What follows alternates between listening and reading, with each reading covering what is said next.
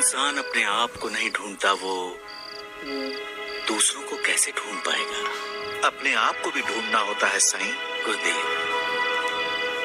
जो अपने आप को नहीं ढूंढ सकता यानी अपने आप को जानना, अपने अंदर की आत्मा का दर्शन करना, अपने अंदर ज्ञान का जो प्रकाश है उससे अपना जीवन प्रकाशित करना। जब अपना जीवन प्रकाशित हो जाए तब दूसरों की खोज आसानी से की जा सकती है। कोई मिसाल दे सकते हो तुम? एक तपस्वी साधु का शिष्य था। कई वर्ष कोशिश करने के बाद भी वो ध्यान नहीं लगा सका। आखिर वो अपने गुरुदेव यानी उस तपस्वी साधु के पास गया। बोला, इतने वर्षों से मैं ध्यान लगाने की कोशिश कर रहा हूं लेकिन ध्यान लग ही नहीं रहा। तो फिर तपस्वी साधु ने क्या कहा? साधु ने कहा, तुम इस देश के राजा के पास जाओ, ध्यान कैसे लगाया जाता है वो तुम्हें शिक्षा देंगे। एक राजा? हाँ गुरुदेव।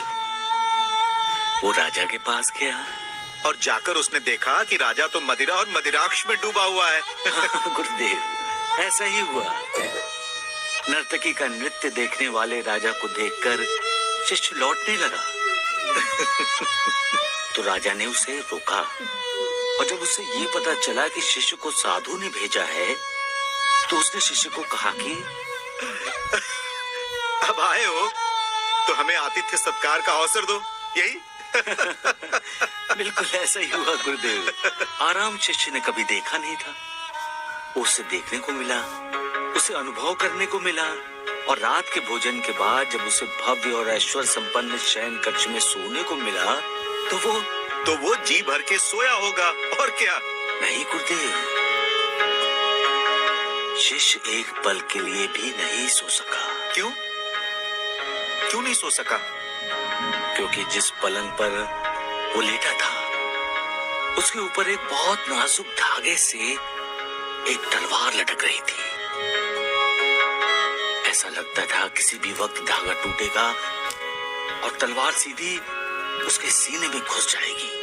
कहानी का ये मोड़ अच्छा है साईं। सुबह हुई, राजा आया। उसने विनम्रता से पूछा, महात्मन, आपको नींद तो ठीक से आई ना? शिष्य ने कहा, राजन, इस लटकती तलवार ने मुझे रात भर सोने नहीं दिया।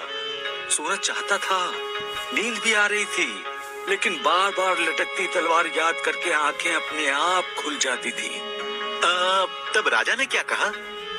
राजा ने कहा, मान्यवर, ध्यान ऐसे ही किया जाता है।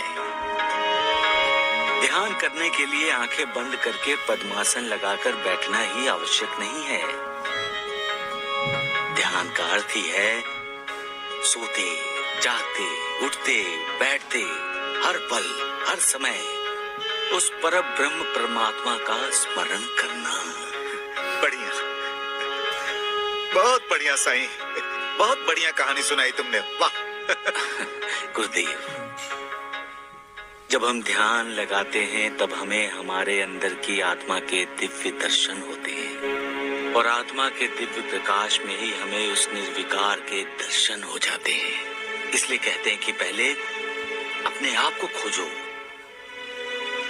जो अपने आप को खोज लेता है वो मालिक को भी खोज लेता है।